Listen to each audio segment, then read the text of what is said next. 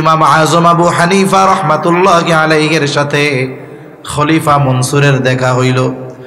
খলিফা মনসুর সবার মধ্যে ইমাম আবু হানিফার কাছে সরাসরি প্রস্তাব দিচ্ছেন, ইমাম আবু হানিফা, প্রধান কাজীর পদটা খালি, মানে সুপ্রিম কোর্টের প্রধান বিচারকের আসনটা খালি, আপনাকে আমি এই দায়িত্বে নিয়োগ দিতে চাই। হযরত ইমাম আজম আবু হানিফা রহমাতুল্লাহি আলাইহি সাথে সাথে বললেন, আমি এই দায়িত্ব নিতে পারবো না, অপারগতা প্রকাশ করলেন, প্রস্তাব ফিরাইয়া দিলেন। প্রস্তাব দিয়েছে খলিফা, সাথে সাথে প্রস্তাব ডিনাই করেছে ইমাম আবু হানিফা। স্বাভাবিক পদের একটা পাওয়ার আছে, গরম আছে, পোশাকের একটা গরম আছে।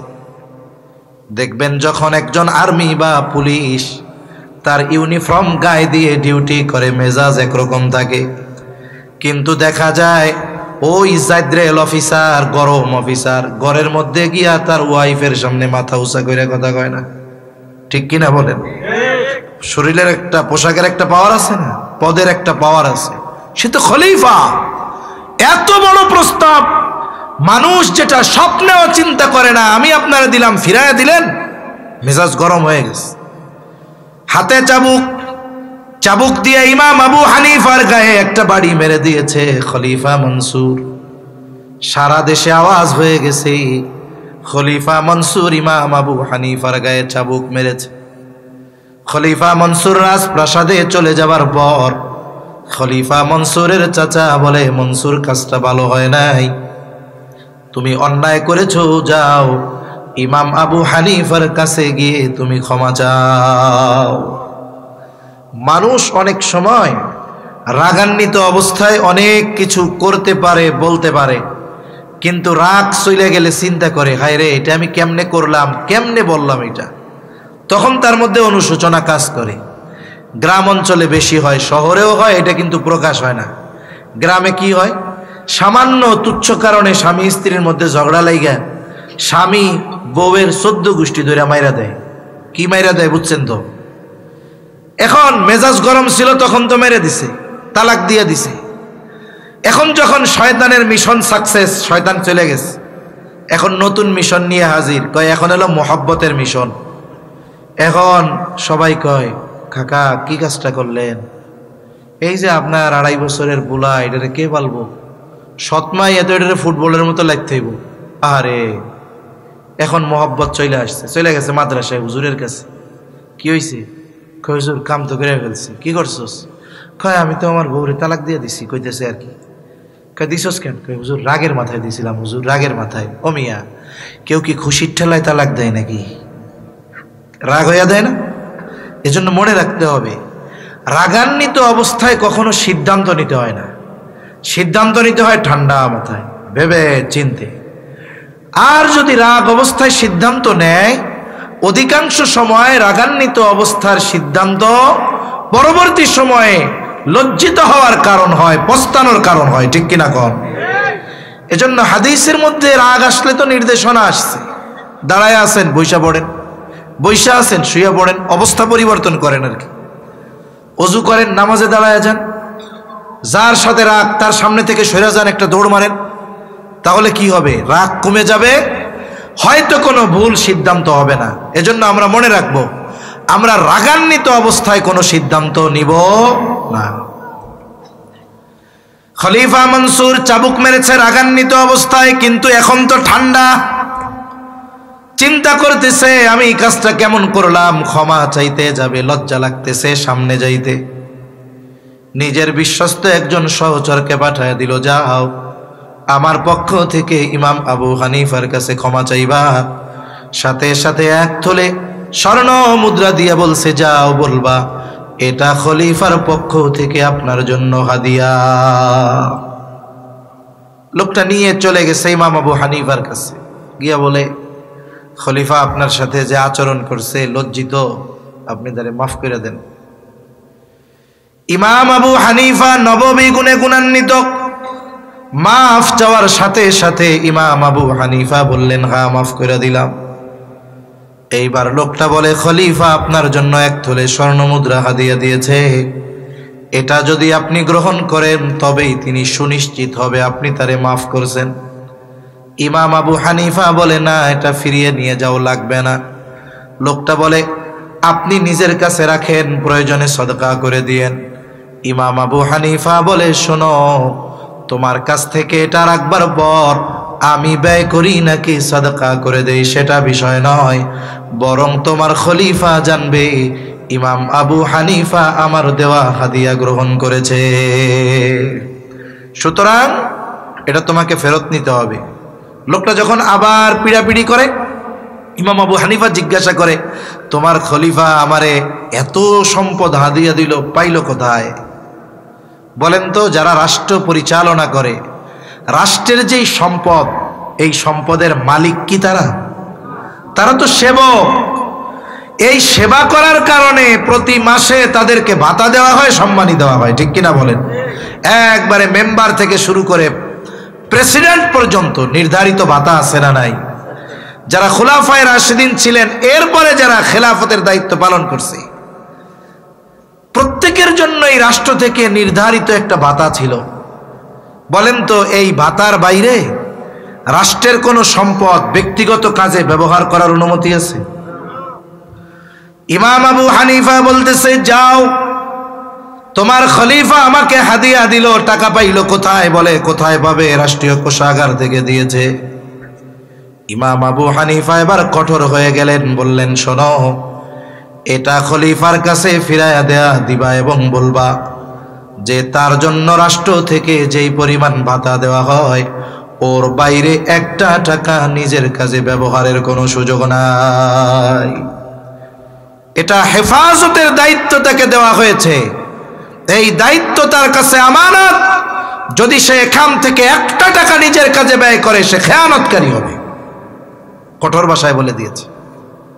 এই লোকটাও গিয়ে বাদশার কাছে, খলিফার কাছে খুব সাজায় সুজায় মিথ্যা কথা কইছে। এমনি যা বলছে তো বলছে, আরো রসকস মাখায়া বলছে। কিছু মানুষ আছে দেখবেন, এত সুন্দর করে মিথ্যা কথা কইতে পারে, সত্য কথার চাইতে ওর মিথ্যা কথা শুনতে আরো মজা লাগে, ঠিক কিনা বলেন? আছে না এরকম কিছু মানুষ? আপনাদের ময়মনসিংহ শহরে হকার আছে, হকার। ওই ঢাকা শহরে হকার আছে। গুলিস্তানে একটা ট্যান্ডেস্টার বাজায়, রেডিও ক্যাসেট বাজায়, আর চারদিক মানুষ ঘুরে দাঁড়ায় থাকে। মানে আমিও তো ওই দর্শক এক সময় ছিলাম। এখন এরা কি বেছে? কয় 10 টাকা দিয়ে একটা গাছের শিকড় কিনলে সব রোগ ভালো হয়ে যাবে, ডায়াবেটিক্স ভালো হবে, হার্টের রোগ ভালো হবে, পেট পরিষ্কার হয়ে যাবে, লিভার ক্লিয়ার হয়ে যাবে। মানে 10 টাকা দিয়ে কিনলে আপনার সব রোগ শেষ। এখন মানুষ চারদিক ঘিরে এত আগ্রহের সাথে তার কথা শুনতেছে। এখন যদি ওইখান থেকে একটা লোকরে ডাক দিয়ে বলেন আলাদা করে, ভাই, ওই লোক যে বলতেছে 10 টাকার এই গাছের শেকড়টা কিনলে সব রোগ ভালো হয়ে যাবে, আপনার কি বিশ্বাস হয়? দূর, এ কি সম্ভব নাকি? তাহলে আপনি যে ওর লেকচার এত খেয়াল দিয়ে শুনতেছেন, ভাই, লেকচার তো শুনতে মজা লাগে, বুঝেন নাই কথা? শুনতে তো মজা লাগতেছে, কথা তো মিথ্যা। এইবার ওই ব্যক্তি সুন্দর মতো সাজায়া ইমাম আবু হানিফার ব্যাপারে বলছে। খলিফা প্রচন্ড রাগান্বিত হয়ে বাহিনী পাঠায় দিল, যাও, আমার ব্যাপারে এত বড় কথা, জেলখানার মধ্যে আটকাও। ইমাম আবু হানিফাকে প্রতিদিন চাবুক দিয়ে আঘাত করা হতো, আর বলা হতো, আপনি যদি প্রধান বিচারকের দায়িত্ব নেন ছেড়ে দেওয়া হবে। ইমাম আবু হানিফা চাবুকের আঘাতে জর্জরিত। ঐতিহাসিকদের থেকে 2টা মত পাওয়া যায়। 1 নাম্বার, যখন ইমাম আবু হানিফা তার অবস্থানের উপরে অটল, বলে খাবারের সাথে বিষ প্রয়োগ করে ইমাম আবু হানিফাকে শহীদ করা হলো। একটা জিনিস মনে রাখতে হবে, জেলে 2 ধরনের মানুষ যায়। কয় ধরনের? কথা বলেন না, কয় ধরনের? আরে আমি কইয়াও তো আপনাকে কইতে পারি না, এরপরে আরো ওয়াজ আছে না। এই তো 2 ধরনের মানুষ যায়। সেসকা ফেসকা, ওই সেসরা মেসরা, ওইগুলা বাদ দেন। 1 ধরনের মানুষ যায় ওই দেশের সবচেয়ে খারাপ মানুষগুলো, আর হলো ওই সময়ের হকের উপরে অটল অবিচল থাকা সবচাইতে ভালো মানুষগুলো, ঠিক কিনা বলে? এটা বাস্তবতা। এজন্য জেলে গেলেই যে চোর বাটপার সিটিং তা না, যারা হকের উপরে থাকে, সত্যের উপরে থাকে, দ্বীনের উপরে অটল অবিচল থাকে, এই দিনদার মুত্তাকি মানুষগুলোকেও জেলের ঘানি টানতে হয়, ঠিক কিনা বলেন? এজন্য মনে রাখবেন, আমরা তো বুঝি না, আমরা মনে করি জেল শুধু মনে হয় খারাপ মানুষের ঘর। আরে না, এই জেলে তো নবীও গেছে, ঠিক কিনা বলেন?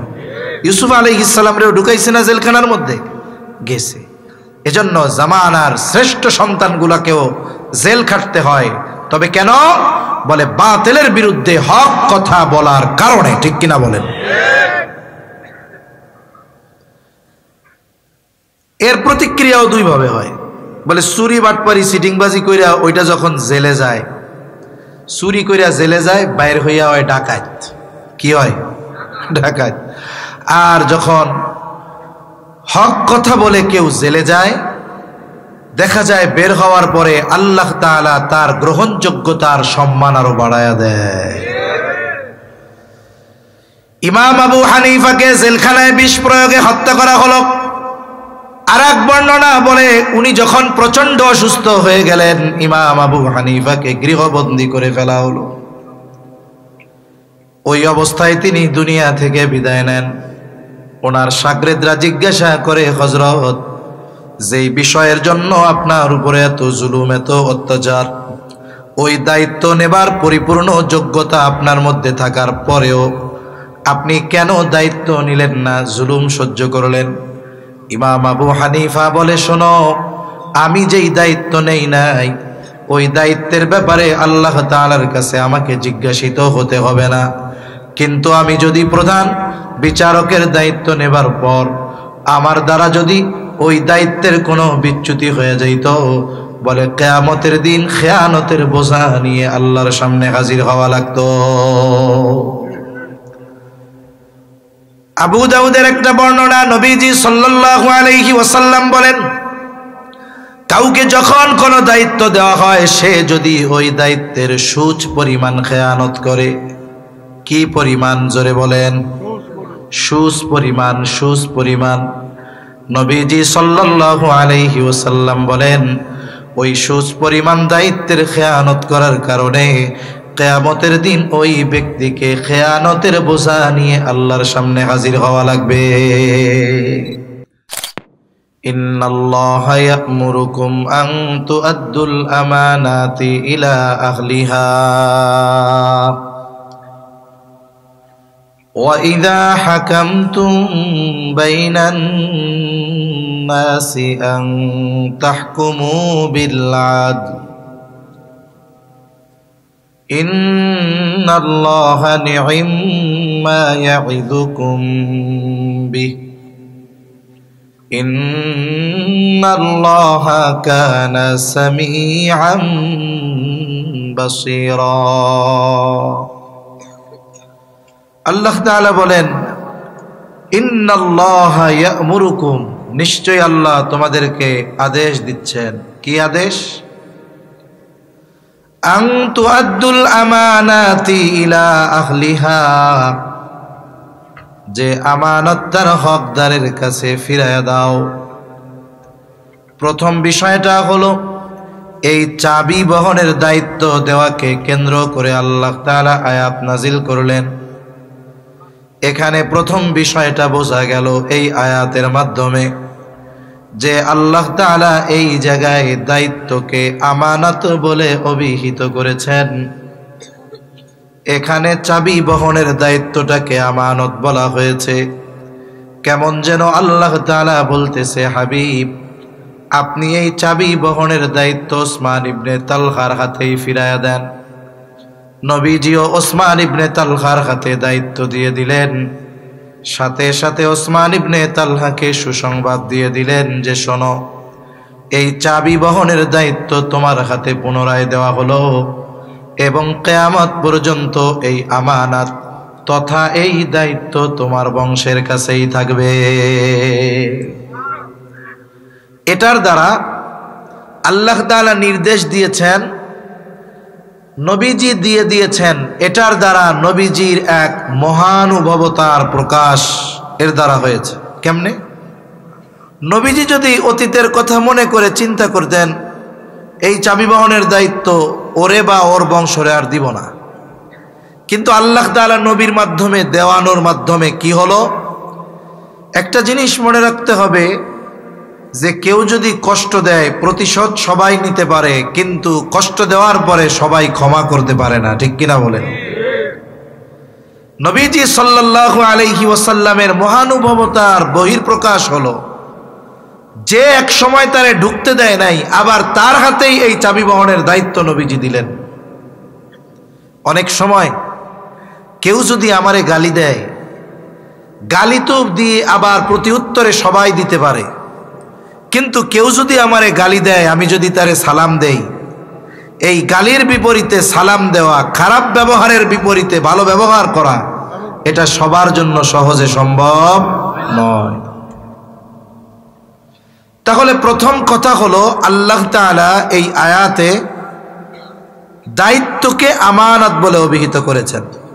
দ্বিতীয় আরেকটি বিষয়, আল্লাহ তাআলা এই আয়াতের মধ্যে আমানত শব্দটা বহু বচন ব্যবহার করেছেন। আল্লাহ তাআলা বলেন আন তুআদ্দুল আমানাত।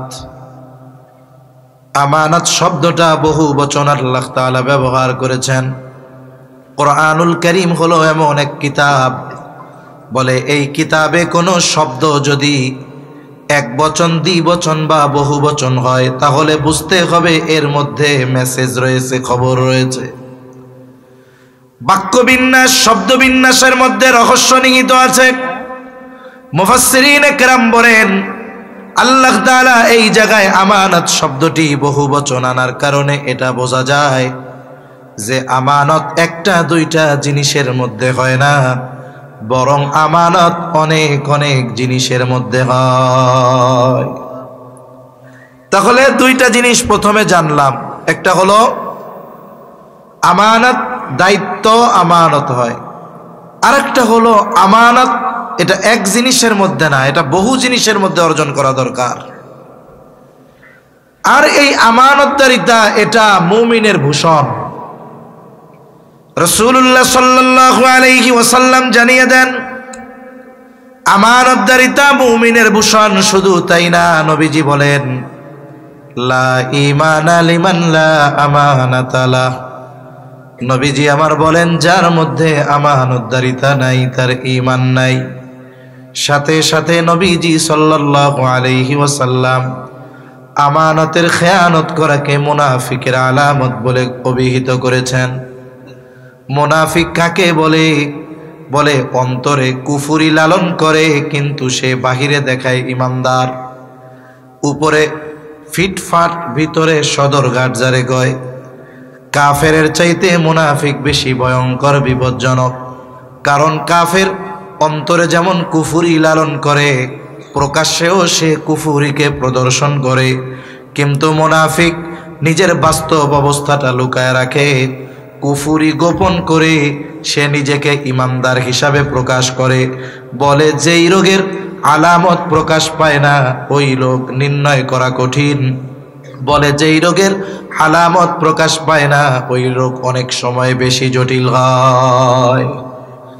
যেই রোগ তার সিমটম প্রকাশ করে ওই রোগের চিকিৎসা গ্রহণ করা সহজ, কিন্তু যেই রোগের সিমটম প্রকাশ সহজে হয় না ওই রোগ বেশি ডেঞ্জারাস।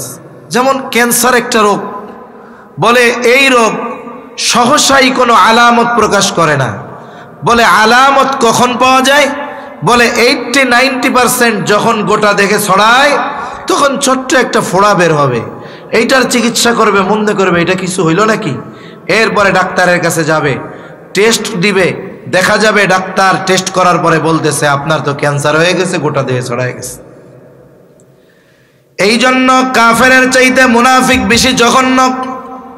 এজন্য আল্লাহ তাআলা মুনাফিকের ব্যাপারে বলেন ইন্নাল মুনাফিকিনা ফিদ দারকিল আসফালি মিনান নার ওয়া লান তাজিদা লাহুম নাসীরা। আল্লাহ তাআলা বলেন নিশ্চয়ই মুনাফিকের স্থান হলো জাহান্নামের একেবারে তলদেশে। ওয়ালান তাজিদা লাহুম নাসীরা, মুনাফিকের জন্য কোনো সাহায্যকারী নাই। এই মুনাফিকের অন্যতম আলামত হলো আমানতের খেয়ানত করা। আরো কিছু আলামত আছে, আমরা একটু মুযাকারা করি। মুনাফিকের আলামত নবীজি বলেন, এক নাম্বার, ইদা হাদ্দাসা কাযাবা। মুনাফিক যখন কথা বলে মিথ্যা কথা বলে। এরপরে নবীজি বলেন, ইদা ওয়াদা আখলাফা। ওয়াদা করলে ওয়াদা খেলাফ করে। ইদা তুমিনা খানা, আমানতের খেয়ানত করে। আর এক হাদিসের মধ্যে আর একটা বাড়া এসেছে, বলে ওয়া ইদা তাখাসামা ফাজারা। মুনাফিকের সাথে যদি কারো ঝগড়া হয় গালাগালি করে। এগুলো কার আলামত? জোরে জবান খুলে বলেন। ঘুম আসতেছে আপনাদের? হুজুর রাত 1:30 বাজে, এই সময় এই কথা জিগায়। তাকবীর দেন, নারায়ে তাকবীর। এই আলামত গুলো কার? জোরে কোন? মুনাফিকের আলামত। আমাদের সমাজে, আপনাদের এলাকায় তো ভালো মানুষ, এক গ্রামে 5টা মাদ্রাসা, তার মানে এই গ্রামের ঘরে ঘরে তালিবুল ইলম আছে। নিজের পোলা না হইলেও মাদ্রাসার পোলাপান রেখে একটা ঘরে তালিবুল ইলম ঢুকায় রাখছে মানুষজন। যেহেতু লজিং মাস্টারের কথা কইছেন, বোঝা যাইতেছে। আল্লাহ সবাইরে কবুল করুক। এখন আমাদের এলাকায় আমি এরকম মানুষ দেখছি, নামাজি, মসজিদ কমিটির সদস্য, আবার অনেক পদেও আছে, হাজী সাহেব, কিন্তু এই 4 আলামত পরিপূর্ণ ওনার মধ্যে আছে। এরকম লোক আছে না নাই? এগুলা ঈমান ধ্বংসের জীবাণু। ক্যান্সারের জীবাণু জীবন ধ্বংস করতে পারে, ঈমান ধ্বংস করতে পারে না। কিন্তু মুনাফিকের আলামত এগুলো যদি কারো মধ্যে বিস্তার লাভ করে, বলে ওর ঈমান বাঁচানো দুরস্কর হয়ে যায়। ঠিক কিনা বলেন? এজন্য এগুলো আমাদের মধ্যে যদি থাকে, আমরা বের করে ফেলব। বলে মোবাইলের মধ্যে, কম্পিউটারের মধ্যে ভাইরাস ঢুকে। ভাইরাস ঢুকলে কি হয়? বলে ফাইল খেয়া দেয়, ডিলিট হয়ে যায়, তথ্য ডিলিট হয়ে যায়। এইবার অ্যান্টিভাইরাস দিয়া ভাইরাসগুলোরে বের করে মেরে ফেলে। বলে অনুরূপভাবে আমার আপনার মধ্যে যদি মুনাফিকের আলামতের ভাইরাস ঢুকা যায়, বলে মোবাইল, ইন্টারনেট, কম্পিউটারের ভাইরাস যেমন ফাইল খেয়া দেয়, আমার আপনার জীবনের অনেক আমল হতে পারে একটা সময় এই ঈমানকেও এই আলামতগুলো খেয়ে দিতে পারে। এজন্য এগুলো আমাদের মধ্যে থাকলে আমরা কি করব? বাইর করে ফেলবো। আল্লাহ তৌফিক দান করেন, বলি আমিন। নবীজি আমানতদারিতাকে ঈমানের সাথে তুলনা করেছেন। ঈমানের সাথে সম্পৃক্ত বিষয় হলো আমানতদারিতা। এই জন্য নবীজি বলেন, যার মধ্যে আমানতদারিতা নাই তার ঈমান নাই। তার মানে ঈমানদারের অবিচ্ছেদ্য একটি গুণ হলো আমানতদারিতা।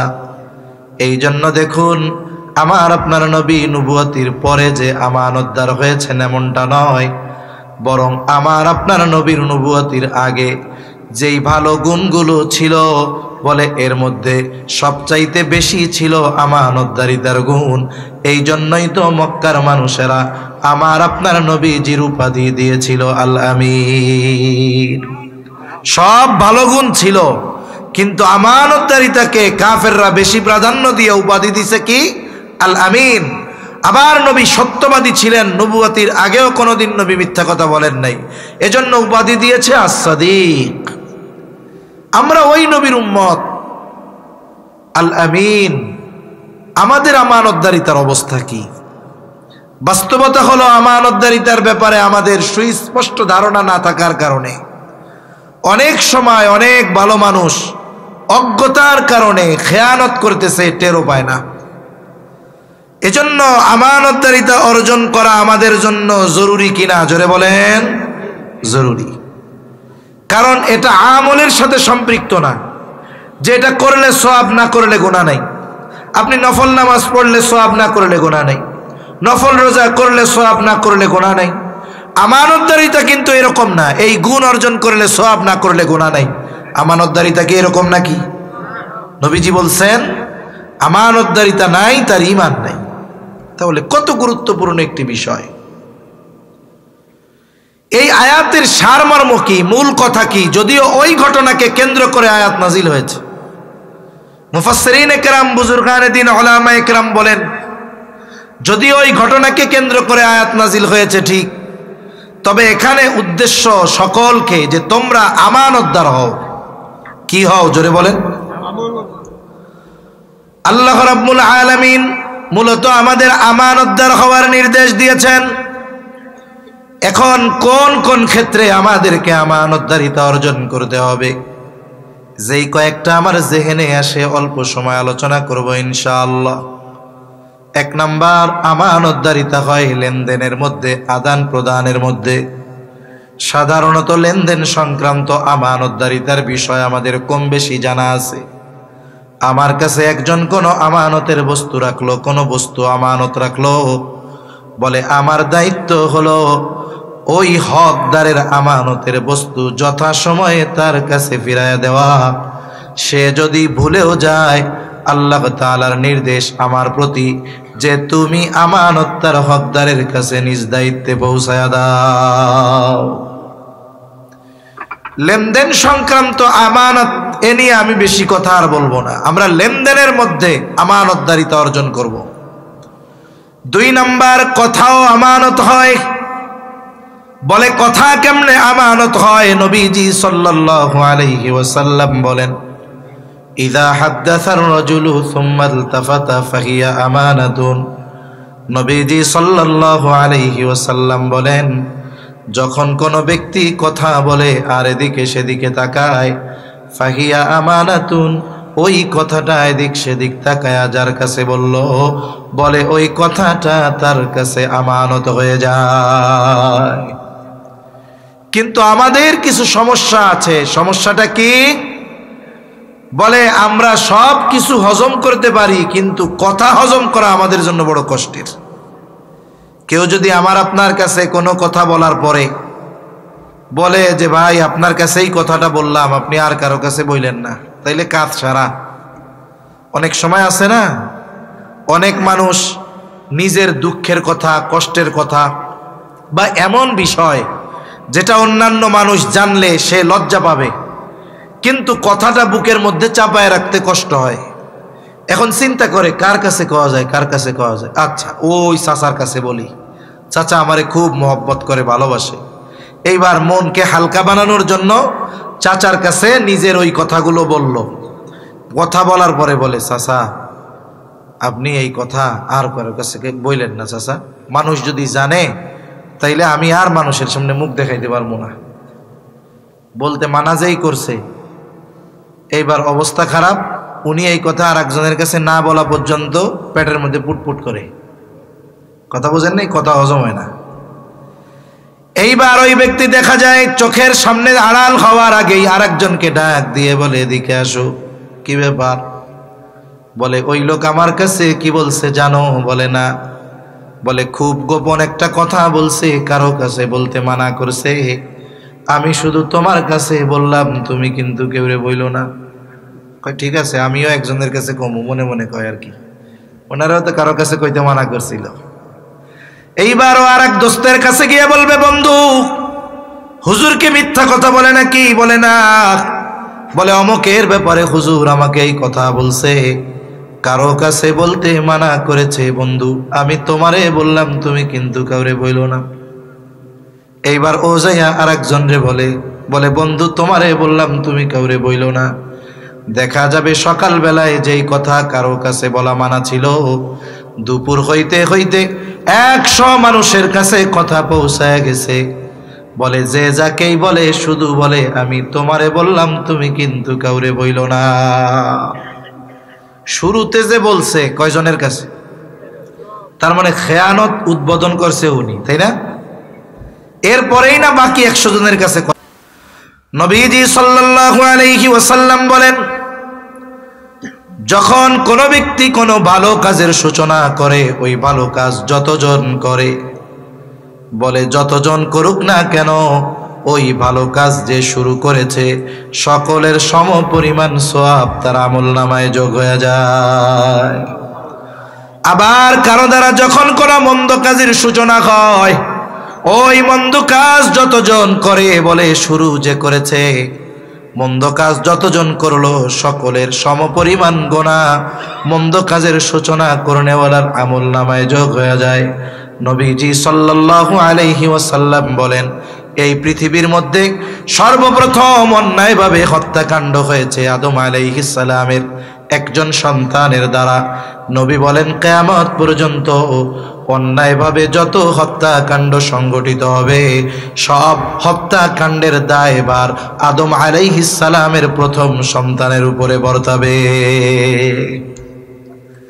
তাহলে বলেন, শুরুতে যে খেয়ানত করছে সে তো একজনের কাছে বলছে, এখন এই খেয়ানত ধারাবাহিকতার ক্রমান্বয়ে 100 জন করছে, তাহলে ওই 100 জনের সমপরিমাণ গুনাহ প্রথম যে করলো তার আমলনামায় যোগ হয়ে যাবে। এজন্য সাবধান। অনেক মানুষ আমার আপনার কাছে কথা বলে, যেই কথার মধ্যে তার সম্মান নিহিত থাকে, মানুষ জানলে লজ্জা পাবে। এই বিষয়গুলো কোনো সময় আমরা অন্যের কাছে বলবো না, কারণ এক মুমিনের সম্মান আর এক মুমিনের জন্য নষ্ট করা হারাম, নবীজি নিষেধ করে দিয়েছে। এজন্য একজন মুমিনের সম্মান অনেক। আমি এই কথা বলার দ্বারা তার সম্মান যদি নষ্ট করি, অপমান যদি করি, হাদিসের মধ্যে আসছে ওই অপমান করে নেওয়ালা যদি ঘরের কোনায় লুকায়া থাকে, ওই জায়গায় হলেও আল্লাহ তাআলা তাকে অপমান করে ছাড়বে। এজন্য সাবধান। একজন মুমিনের সম্মানের দাম অনেক, ইজ্জতের দাম অনেক। আর আমাদের অভ্যাস কি, যদি সম্পর্ক ভালো থাকে তাইলে মোটামুটি গোপন করে, এবার যদি সম্পর্ক খারাপ হয়, দল ভিন্ন হয়েছে, খালি একটু পর পর সুইচ টিপ দিবে, বেশি কথা কইলে কিন্তু কইয়া দিব। আছে না নাই? মিয়া, বন্ধুর আমানত হেফাজত করতে হবে, শত্রুরটা করতে হবে না? আমার আপনার নবী শত্রুর আমানতের ব্যাপারে কতটা সচেষ্ট ছিলেন লম্বা হয়ে যাবে কথা। রাসূলুল্লাহ সাল্লাল্লাহু আলাইহি ওয়াসাল্লাম মক্কা থেকে মদিনায় হিজরত করবেন। ওই রাত্রেই কাফেররা নবীজিকে হত্যা করার সিদ্ধান্ত নিল। সব গোত্র থেকে এক একজন সশস্ত্র যুবক নবীজির ঘর চারদিক ঘিরা রাখছে। আল্লাহ তাআলা ওই রাত্রিতে নবীজিকে হিজরতের নির্দেশ দিয়ে দিয়েছেন।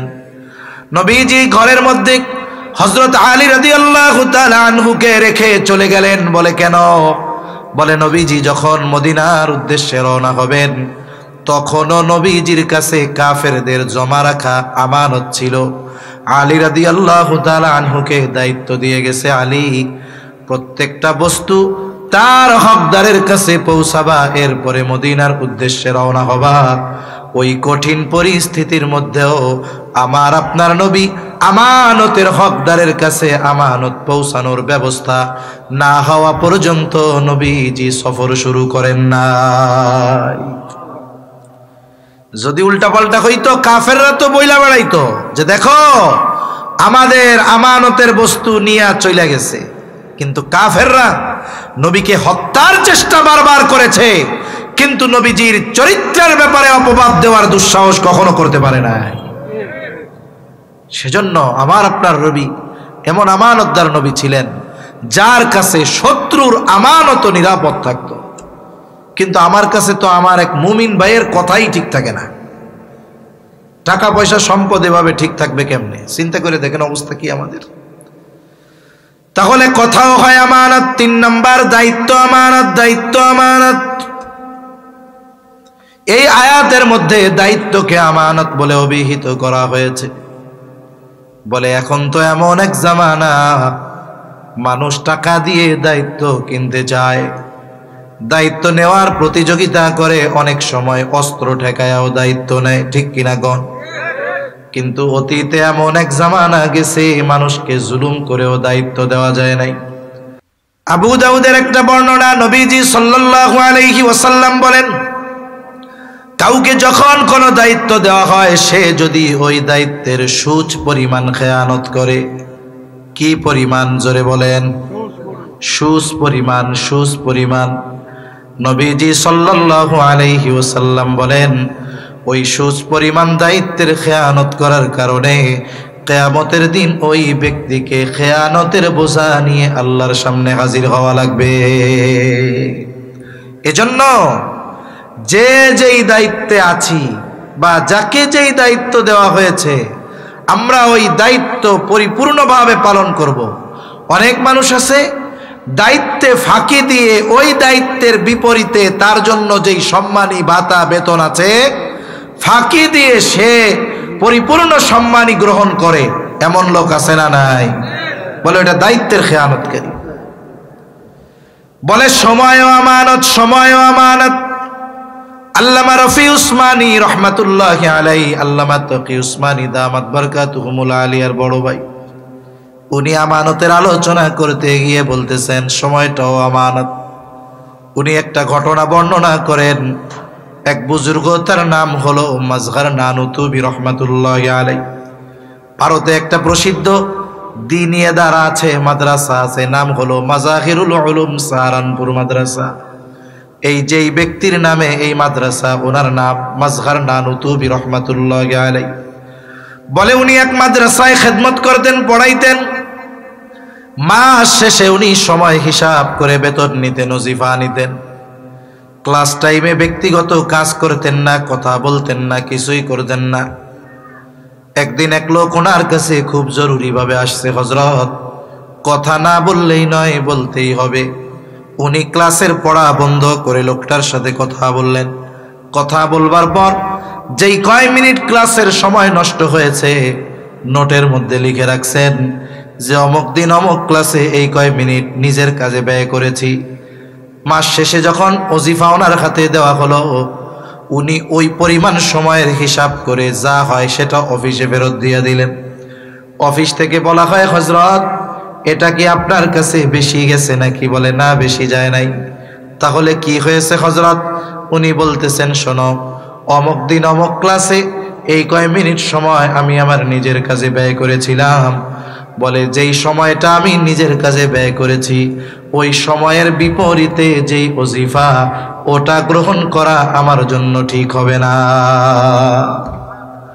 এজন্য অনেকে চাকরি বাকরি করে, 8টা থেকে বিকাল 4টা অফিস, মধ্যে 1 ঘন্টা লাঞ্চ, নামাজের বিরতি। বাকি 7 ঘন্টা সময়ের মালিক হলো যে তাকে কর্মে নিয়োগ দিয়েছে সে, ঠিক কিনা বলেন? কর্ম নাই, আপনি আপনার অফিসে বসে থাকেন।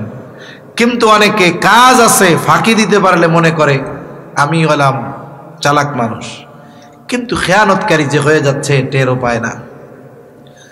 5 নাম্বার বলে শরীয়তের বিধিবিধান আমানত। রফি উসমানী দামাত রহমাতুল্লাহি আলাইহির কথা আপনাদেরকে শোনাইতেছি নকল কইরা। হযরত বলেন, আল্লাহ তাআলা কোরআনুল কারীমের মধ্যে বলেন, ইন্না আরাদনাল আমানাতা আলাস সামাওয়াতি ওয়াল আরদি ওয়াল জিবাল ফাআবাইনা আন ইয়াহমিলনাহা ওয়া আশফাকনা মিনহা ওয়া হামালাহাল ইনসান। আল্লাহ তাআলা বলেন, আমি এই আমানত আসমানের কাছে, জমিনের কাছে, পর্বতের কাছে পেশ করলাম। তারা ভীত সন্ত্রস্ত হয়ে গেল, এই আমানত বহনে অস্বীকৃতি জ্ঞাপন করলো। বলে কি সেই আমানত? কেউ বলেন সেই আমানত হলো কোরআন, সেই আমানত হলো শরীয়তের বিধিবিধান। ওয়া হামালাহাল ইনসান, এই আমানত মানুষে বহন করেছে। শরীয়তের বিধিবিধান অথবা কোরআন একই কথা। তার মানে আল্লাহ তাআলার যত বিধানাবলী আছে সব আমাদের কাছে আমানত। হযরত বলেন, করণীয় বিষয়গুলোও আমানত, বর্জনীয় বিষয়গুলোও আমানত। এখন করণীয় বিষয় কি? আল্লাহ তাআলা নামাজ কায়েম করার কথা বলেছেন কি বলেন নাই? আল্লাহ তাআলা নামাজের আদেশ দিয়েছেন। এখন কোন ব্যক্তি যদি নামাজ না পড়ে, বলে প্রথমে সে আদেশ অমান্যকারী হয়। আদেশটা ছিল আমানত, আদেশ অমান্য করার কারণে সে হলো খেয়ানতকারী। আর যেই বিষয়ের আদেশ অমান্য করলো, নামাজ পড়লো না, বলে নামাজ না পড়ার জন্য আলাদা শাস্তি তার আছে না নাই? নিষেধ আমানত। সুদ খায়ও না, ঘুষ খায়ও না, নিষেধ কার? এখন একজন সুদ খায়, বলে আল্লাহ নিষেধ করেছেন, এই নিষেধ অমান্য করার কারণে প্রথমে সে হলো খেয়ানতকারী। এরপরে যেই বিষয়ের নিষেধ অমান্য করেছে, ওই বিষয়ের শাস্তি তার জন্য আছে না নাই? এজন্য শরীয়তের বিধিবিধান কি? জোরে বলেন, আমানত। কি জোরে কন? আমানত। 5টা বিষয় বলছি। কয়টা বিষয়? আর বলার দরকার নেই, বেশি কইলে মনে থাকে না। 1 নাম্বার, লেনদেনের মধ্যে আমানতদারিতা অর্জন করতে হবে, কথার মধ্যে। 3 নাম্বার, দায়িত্বের মধ্যে। 4 নাম্বার, সময় আমানত। 5 নাম্বার, শরীয়তের বিধিবিধান, আমানত। এই পাঁচটাই মনে রেখে যদি আমরা আমলে পরিণত করতে পারি, এই পাঁচ বিষয়ে যদি আমানতদার হতে পারি, আশা করা যায় বাকি বিষয়গুলো অটোমেটিক আমার আপনার মধ্যে চলে আসবে ইনশাআল্লাহ। তাহলে আল্লাহ তাআলা সূরাতুন নিসার 58 নম্বর আয়াতে কয়টা বিষয়ের নির্দেশ দিয়েছিলেন? জোরে গণ, আরো জোরে, কয়টা? আর একটা তাকবীর দেন, নারায়ে তাকবীর, নারায়ে তাকবীর। মাশাআল্লাহ, এই 2:30টার সময় এরকম দিতেছেন, আলহামদুলিল্লাহ। 2 নম্বর, وَإِذَا حَكَمْتُمْ بَيْنَ النَّاسِ أَن تَحْكُمُوا بِالْعَدْلِ। আল্লাহ তাআলা বলেন, যখন তুমি মানুষের মধ্যে বিচার আচার করবা, ন্যায় বিচার করবা। এখন অনেকে বলতে পারে, ন্যায় বিচার করব, আমি কি বিচারক নাকি? বলে মানুষ জীবনের কোনো না কোনো সময় বিচারকের ভূমিকায় অবতীর্ণ হয়। বলে কেমনে? 2 সন্তানের মধ্যে দ্বন্দ্ব সমাধান করবে বাবা, বলে বাবা তখন বিচারক। 2 মুমিন ভাইয়ের মধ্যে দ্বন্দ্ব, আমাকে নিরসনের জন্য ডাকা হয়েছে, বলে আমি তখন বিচারক। বাজারে দ্বন্দ্ব লেগেছে, মুরব্বীকে বলা হয়েছে ফয়সালা দেন, মুরব্বী বিচারক। এই জন্য ছোট বিচার হোক আর বড় বিচার হোক, আদালতে হোক আর ঘরে হোক, বাজারে হোক আর ঘরে হোক, যেখানেই হোক না কেন, আমি আপনি যদি বিচারকের ভূমিকায় থাকি, ন্যায় বিচার করার নির্দেশ যিনি দিয়েছেন তিনি কে? সেজন্য মনে রাখতে হবে, শত্রুও যদি আমার আপনার কাছে বিচার প্রার্থী হয়, শত্রুর প্রতিও অবিচার করার কোনো সুযোগ নাই। আল্লাহ তাআলা মানা করছেন যে কোনো কওমের প্রতি বিদ্বেষ বশত তোমরা তাদের প্রতি অবিচারে উদ্বুদ্ধ হবা না। ওয়ালা ইয়াজরিমান্নাকুম শানাআনু কওমিন আলা আল্লা তা'দিলু ই'দিলু হুয়া আকরাবু লিত্তাকওয়া। আল্লাহ তাআলা জানায়া দেন, আমার আপনার কাছে যদি এমন কোনো ব্যক্তি আসে বিচার প্রার্থী হিসাবে, যার প্রতি আমার বিদ্বেষ আছে, খবরদার ওই কারণকে সামনে এনে তার প্রতি অবিচারে আমি আপনি উৎসাহী হব না। বরং আমার শত্রুও যদি, যার প্রতি বিদ্বেষ, সেও যদি আমার আপনার কাছে বিচারের জন্য আসে, আল্লাহ তাআলা বলেন ই'দিলু, ন্যায় বিচার করো, হুয়া আকরাবু লিত্তাকওয়া, সেটা তাকওয়ার অধিক নিকটবর্তী। কিন্তু আমাদের অবস্থা কি জানেন? আমরা ন্যায় বিচার করিও না, ন্যায় বিচার মানিও না। বিচারকরাও চিন্তা করে যারা ন্যায় বিচার মানে না, এগুলো ন্যায় বিচার করার দরকারও নেই। অবস্থা হলো এরকম। এটা আমি তো বলতেছি না, গতকাল আমার দেশ একটা পত্রিকা আছে না, এই পত্রিকায় দেখলাম কয়েকজন বিচারক অবিচার করার কারণে প্রমোশন পাইছে। কিসের কারণে প্রমোশন পাইছে? অবিচার করার কারণে প্রমোশন পাইছে। এটা পত্রিকার খবর বলতেছি, কোনো রাজনীতির কথা কইতেছি না, যা দেখছি তাই কইতেছি। একজন দিছে কি, একজনে দেখলাম খালেদা জিয়ারে 12 বছর সাজা দেওয়ার কারণে ওরে নাকি প্রমোশন দিছে। চিন্তা করে দেখেন। অথচ ইতিহাস থেকে আপনাদের ঘটনা একটা শোনাই, আমি আলোচনা শেষ করে দিব অল্প সময়ের মধ্যে, যেহেতু আমারও কষ্ট লাগছে। হুজুর আসছে, বিশ্রামে আছে, শেষে বয়ান করে সবার। আচ্ছা আসুন, হুজুরের নিয়ে আসেন, 2:30টার দিকেই নিয়ে আসেন। আমি এমনি অসুস্থ, কাশি তো, অনেক সময় কথা বললে বুক চাইবা আসে। দেখেন, সোনালী যুগের মানুষগুলো ন্যায় বিচার করতেও দ্বিধাদ্বন্দ্বে পড়তো না, যত প্রভাবশালী হোক ন্যায় বিচার মানতেও তারা ইতস্তবোধ করতো না। মনে করেন একজন চিন্তা করতো না যে আমি বিচার করতেছি, আমার সামনে খলিফাতুল মুসলিমিন, ওয়াল্লাহ এনার কি অবিচার, এনার বিরুদ্ধে কি রায় দেওয়া যায়, এ চিন্তা তারা করতো না। আলাইহি ওয়াসাল্লাম কেমন একদল মানুষ তৈরি করে গিয়েছিলেন, যেই মানুষগুলা ছিল জাহেল, মূর্খ, পৃথিবীর সবচাইতে নিকৃষ্ট মানুষদের অন্তর্ভুক্ত। অথচ রাসূল আকরাম সাল্লাল্লাহু আলাইহি ওয়াসাল্লামের সোহবতে এসে এই মানুষগুলো কেমন অবস্থায় পৌঁছাইছে। বলে নবী রাসূলদের পরে আসমানের নিচে, জমিনের উপরে সাহাবায়ে কেরামের চাইতে শ্রেষ্ঠ আর কোনো মানুষ নাই। অথচ আফসোস, অনেক মানুষ আছে এই সাহাবায়ে কেরামের কিছু বিষয়কে সামনে এনে তাদেরকে সমালোচনার পাত্র বানায়। ঠিক কিনা বলেন? বাংলাদেশের 98% মসজিদ বললে ভুল হবে না, সানি খুতবার ভিতরে বলে আল্লাহ আল্লাহ ফি আসহাবি লা তাত্তাখিযুহুম গরদাম মিন বাদি ফামান আহাব্বাহুম ফাবিহুব্বি আহাব্বাহুম ওয়া মান আবগাদাহুম ফাবিবুগদি আবগাদাহুম। আল্লাহু আকবার। নবীজি বলতেছে, আমার পরে তোমরা আমার সাহাবায়ে কেরামকে সমালোচনার পাত্র বানায়ো না। আল্লাহ বুঝবার তৌফিক দান করেন। অবস্থা কি হলো বলে ইতিহাস থেকে আপনাদের শোনাই একটু। হযরত ওমর রাদিয়াল্লাহু তাআলা খলিফাতুল মুসলিমিন, অর্ধ জাহানের শাসক, উনি বাজারে গেছেন একটা ঘোড়া কেনার জন্য। এক ইহুদির কাছ থেকে ঘোড়া দেখলেন, পছন্দ হলো, কিনলেন। কেনার সময় দেখে শুনে কিনে নিলেন, যা মূল্য পরিশোধ করে দিলেন, অন্য কোনো শর্ত আর কোনো কিছু নেই, কেনা বেচা শেষ। এইবার ঘোড়াটা নিয়ে তিনি বাজারের বাইরে গেছেন। এইবার খেয়াল করতেছেন ঘোড়ার মধ্যে সমস্যা, পায়ে সমস্যা।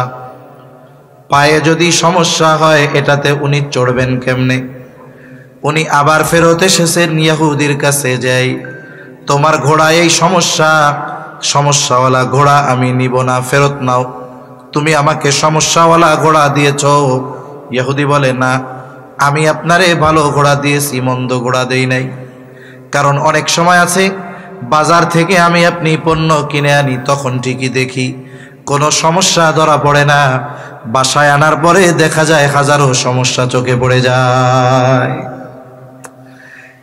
এখন উনি বলতেছে যে আমি ভালো ঘোড়া দিছি, আর খলিফাতুল মুসলিমিন বলে, না, তুমি আমারে খারাপ ঘোড়া দিছো, ফেরত তোমারে নিতেই হবে। কয়, না, ফেরত নিতে পারবো না। চিন্তা করেন, অর্ধজাহানের শাসক খলিফাতুল মুসলিমিনের সাথে তর্ক করতেছে। আরে মুসলমানও না, একজন ইহুদি। এর দ্বারা কি বুঝলেন? যে ইসলাম যদি প্রতিষ্ঠিত হয় ওইখানে অমুসলিমেরাও কথা বলার অধিকার পাবে। ঠিক কিনা বলেন? এটাই বাস্তবতা। ইসলামের ইতিহাস তো আমরা জানি না। আমাদের অবস্থা কি জানেন? আজকে আসতেছি কোন জায়গা থেকে জানি, এক ছোট রোডের মধ্যে পড়ে গেছি। সামনে একটা হাতি, হাতির উপরে এটুকু একটা পোলা বসা। বলেন তো, ওই পোলা হাতির যে পা, ওই পায়ের 4 ভাগের 1 ভাগ ওর ওজন হবে না। কিন্তু এই বিশাল হাতিটারে ও যা বলে তাই শুনে, যা বলে ওরে বশ মানায় নিছে। এটা কেন বলে দেখবেন, হাতির চোখ আর ওর পেছনে হইল কান। হাতি ওর কানের কারণে ওর যে দেহ এত বড় এটাও দেখতে পারে না। এই জন্য হাতিরে কেউ যদি বসে আনতে চায়, ও মনে করে ও মনে হয় আমার চাইতে বড় রে, কারণ নিজের দেহ তো জীবনে দেখতে পারলো না, আর একজনেরটা দেখাও অনুভব করতে পারে না। আবার ওরে যে কে চালাইতেছে তারেও দেখে না, সেজন্য ও মনে করে কি আমার চাইতে ও মনে হয় বড়। আমাদের অবস্থা কি জানেন? হাতি যেমন তারে দেখে না, আমরাও আমাদের অতীত সম্পর্কে জানি না। হাতি ওকে না দেখার কারণে ও ওর দেহের এই বিশাল আকৃতি সম্পর্কে অজ্ঞ। আমরাও আমাদের ইতিহাস না জানার কারণে আমাদের শক্তি সম্পর্কে আমরা অজ্ঞ। ঠিক কিনা বলেন? মনে রাখেন, মনে রাখবেন, আপনি আমি যদি ভবিষ্যৎ বিনির্মাণ করতে চাই, আমাকে আমার অতীত জানতে হবে। অতীত যদি আমি আপনি না জানি, ভবিষ্যৎ বিনির্মাণ করা আমাদের জন্য কঠিন। আফসোসের বিষয় হলো আজকে আমাদের মুসলমান ঘরের সন্তান যারা, এরা আমাদের প্রকৃত ইতিহাস জানে না। যাও জানে, লেখা কাদের বলে? লেখা হলো অমুসলিমদের।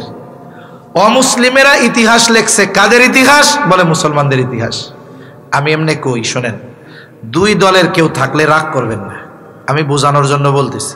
আমাদের এক হুজুর কইতো যে স্কুল কলেজ ভার্সিটিতে যেই ইতিহাস পড়ানো হয় ওই ইতিহাস কেমন জানো? কেমন হুজুর?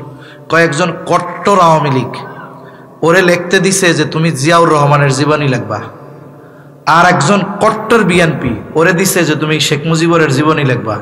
বলেন তো কি হইতে পারে? ওইটা পড়া যাবে? এখন আমাদের ইতিহাস লেখছে কারা? বলে অমুসলিমেরা। ইতিহাসকে বিকৃত করে মুসলমানদেরকে প্রশ্নবিদ্ধ করেছে। আমি এক কথায় যেহেতু আসলো একটা উদাহরণ দেই। আমি আমাদের আলিয়া মাদ্রাসায় একটা ইতিহাসের বই পড়ানো হয়, এখন আছে কিনা জানি না, আমি এমনি পড়ছি, ওই সময় দেখলাম পড়ার সময় ইতিহাসটা।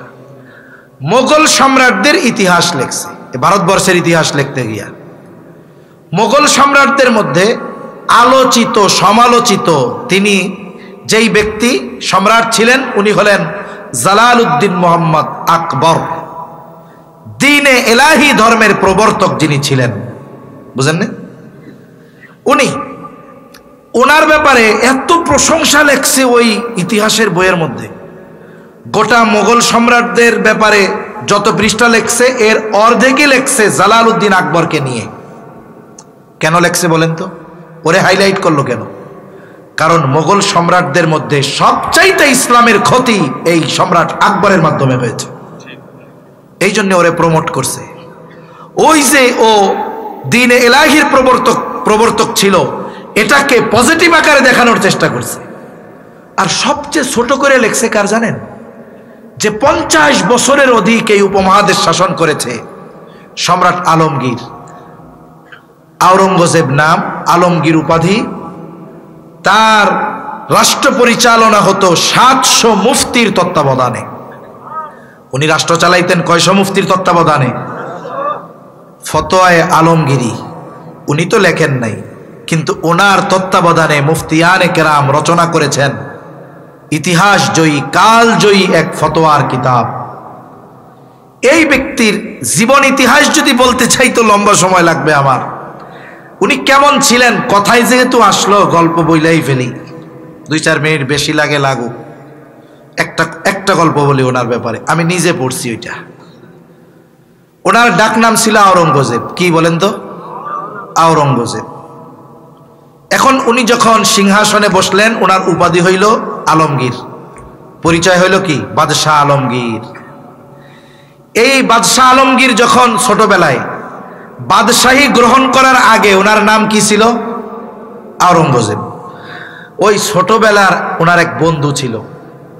এইবার বাদশাহ আলমগীর যখন সিংহাসনে বসছে, ওই বন্ধু অনেক গরিব, সংসার চালাইতে কষ্ট হয়ে যায়, খুব খাতির ছিল আওরঙ্গজেবের সাথে বা আলমগীরের সাথে।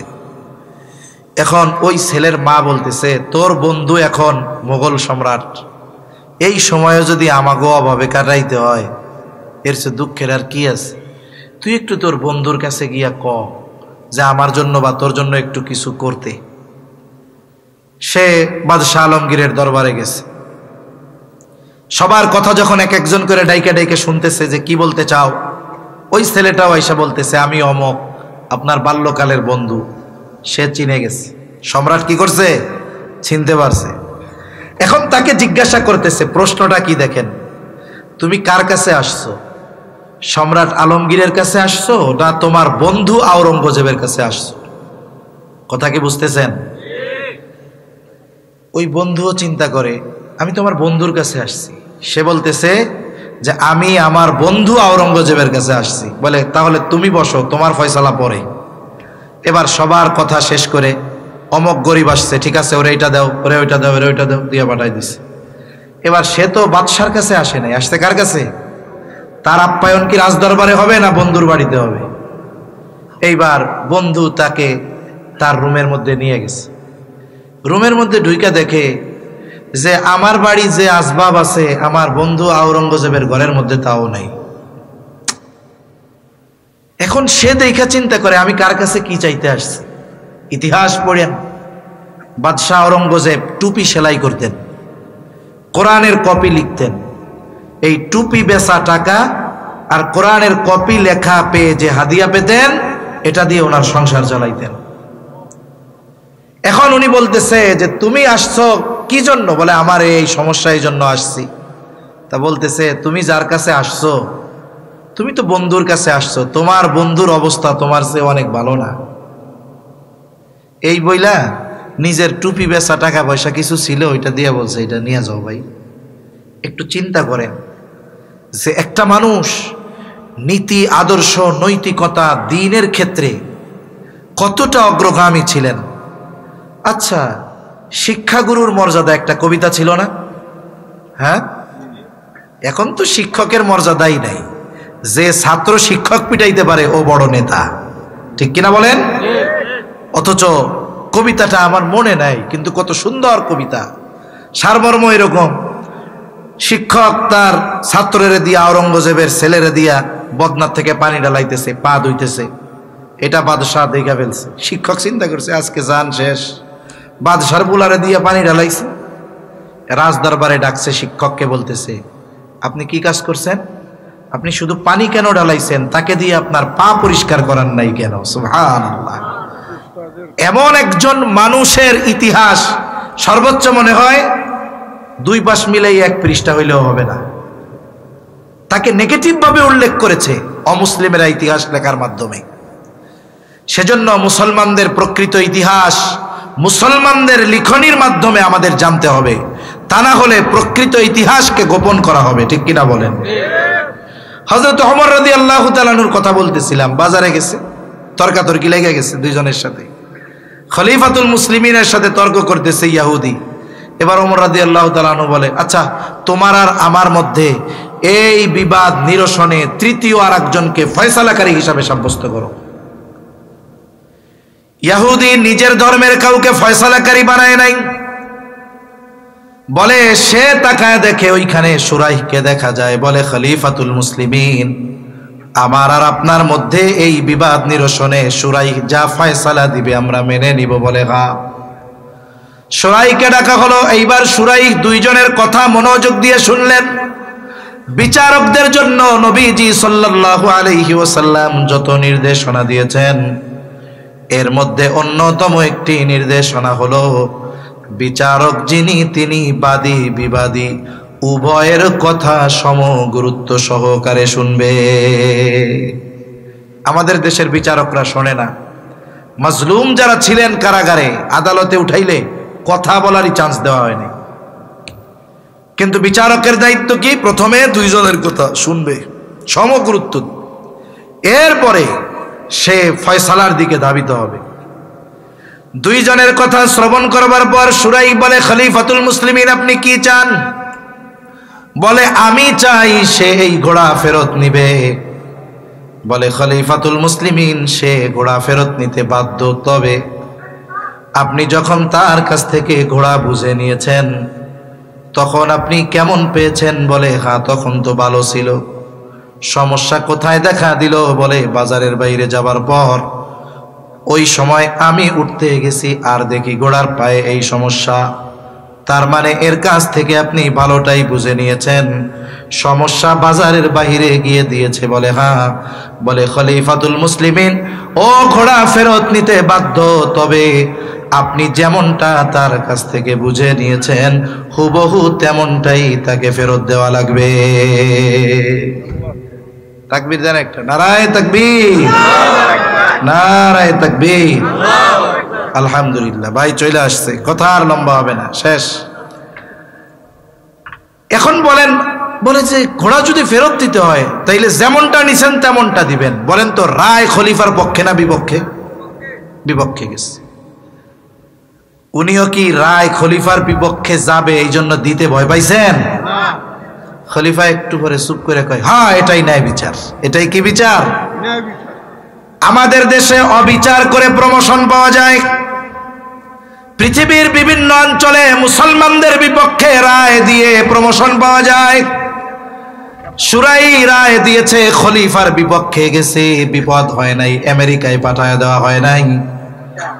হযরত ওমর রাদিয়াল্লাহু তাআলা আনহুর সাথে সাথে বলে, শুরাইহ আজই চলে যাও, কুফার প্রধান বিচারকের পদ খালি, আমি তোমারে নিয়োগ দিয়ে দিলাম, আজকে থেকে তুমি কুফার প্রধান বিচারক। ওই যে বিচারকের আসনে তিনি বসলেন, বলে ওমর রাদিয়াল্লাহু তাআলা আনহুর জামানা, ওসমান গনি রাদিয়াল্লাহু তাআলা আনহুর খেলাফতকাল, আলী রাদিয়াল্লাহু তাআলা আনহুর খেলাফতকাল, মুআবিয়া রাদিয়াল্লাহু তাআলা আনহুর খেলাফতকাল। এই আসনে বসে অনেক ঐতিহাসিক সমাধান শুরাইহ দিয়েছে। এজন্য ন্যায় বিচার করার ব্যাপারে দৃঢ় প্রতিজ্ঞাবদ্ধ থাকতে হবে। সাথে সাথে ন্যায় বিচার যদি আমার বিপক্ষে যায় এটা মেনে নেওয়ার মন মানসিকতা আমাদের থাকতে হবে, ঠিক কিনা বলেন? সর্বশেষ নবীজির একটা হাদিস থেকে একটা ঘটনা বলে শেষ করে দেই। নবীজির কাছে এক চুরির বিচার আসছে, চুরি করছে একজন মহিলার হাত কাটা হবে। নবীজি হুজরার মধ্যে, কুরাইশ বংশের নারী, বলে কুরাইশ বংশের 3টা শাখা সবচাইতে সম্মানিত, হাশেমি, উমাইয়া, মখজুম। আমার আপনার নবী হাশেমি বংশে, কুরাইশ বংশের হাশেমি গোত্রে জন্মগ্রহণ করেছেন। সিরাতে খাতামুল আম্বিয়ার মধ্যেও আছে। জিবরাইল আলাইহিস সালাম বলেন, আমি পূর্ব থেকে পশ্চিম, উত্তর থেকে দক্ষিণ সমগ্র পৃথিবী ভ্রমণ করে কুরাইশ বংশের হাশেমি গোত্রের মতো সম্মানী গোত্র আর একটাও পাই নাই। সুবহানাল্লাহ। ওই গোত্রে আসতে আমার আপনার নবী। তা কুরাইশ বংশের একটা শাখা মখজুম গোত্র, ওই গোত্রের একজন মহিলা চুরি করছে। ওই আরবদের কিছু বদখাসলাত আমাদের মধ্যেও আছে। বদখাসলাতটা কি? মনে করেন এক বংশের এক ব্যক্তি চুরি করছে, এই চুরির দায় পুরা বংশের উপরে নয়, ওই চুরির দায় ব্যক্তির উপরে, ঠিক কিনা বলেন? মনে করেন আমাদের এলাকায় যেসব গোত্র আছে, গোষ্ঠী আছে, কয় মোল্লা, শেখ, এগুলো আছে। মনে করেন মোল্লা গোষ্ঠীর বা শেখ গোষ্ঠীর একজন চুরি করছে। এইবার পরের দিন সকালবেলায় ওই শেখ গোষ্ঠীর যত মানুষ বাজারে যায়, আশেপাশের মানুষজন ওই শেখ গোষ্ঠীর লোক দেখলে কয়, ও চোরের গোষ্ঠীর লোক। এটা বলার সুযোগ আছে? যে চুরি করছে দায় তার, আপনি গোটা গোত্রের উপরে কেন চাপায় দিচ্ছেন? ওই জাহেলিয়াতের সময় এই কামগুলো ছিল। এখন সাহাবায়ে কেরাম চিন্তা করে, গোত্র ভিন্ন হোক, বংশ তো এক, এই মহিলার যদি হাত কাটা হয় তাইলে তো ওরা বলে বেড়াবে, দেখ কুরাইশ বংশের মহিলা চোর। নবীর কাছে একটু জানানোর দরকার। নবী মনে হয় জানে না মহিলা কুরাইশ বংশের। যায়েদ রাদিয়াল্লাহু তাআলা আনহুর ছোট্ট সন্তান ওসামাকে বলা হলো, যাও তোমার নানার কাছে গিয়ে বলো, নানা যেই মহিলা চুরি করেছে ওই মহিলা কুরাইশ বংশের মহিলা। ছোট্ট বাচ্চা গিয়া যখন নবীর কাছে বলছে, নবীজি এই 2টা আদেশ কইরা নিজের ওয়াজ রে নিজেই সুন্দর কইতাছে। কি বলে? ইন্নাল্লাহা নি'ম্মা ইয়াইদুকুম বি। আল্লাহ কতই না সুন্দর ওয়াজ করলেন। এরপরে কেমন যেন মাওলা বলে, বান্দারে এত সুন্দর 2টা ওয়াজ করলাম, এই ওয়াজ শুইনা আমল করো কি করো না আমি আল্লাহ দেখি। এই কথাগুলা নিয়া তোমরা কি আলোচনা সমালোচনা করো আমি আল্লাহ শুনি। বলে কেন? ইন্নাল্লাহা কানা সামিআম বাসীরা। নিশ্চয়ই আল্লাহ তাআলা হলেন সর্বশ্রোতা সর্বদ্রষ্টা। এই 2 গুণ অর্জন করব তো আমরা ইনশাআল্লাহ। শুনেন, আমরা কি চাই? আমরা দোয়ার মধ্যে কই তো এখন, আল্লাহ আমানতদার, বিশ্বস্ত, আমানতদার, ন্যায়পরায়ণ একজন শাসক দেন। আমাকে অভ্যাস কি জানেন? আমরা ওমরের মতো শাসক চাই, কিন্তু আবু হুরায়রার মতো প্রজা হইতে রাজি নাই। আরে ভাই, আমি যেমনটা চাই তেমনটা আগে আমাকেও হতে হবে, ঠিক কিনা বলেন? আরে আমি 10 জন মিলে আমরা, ঠিক কিনা বলেন?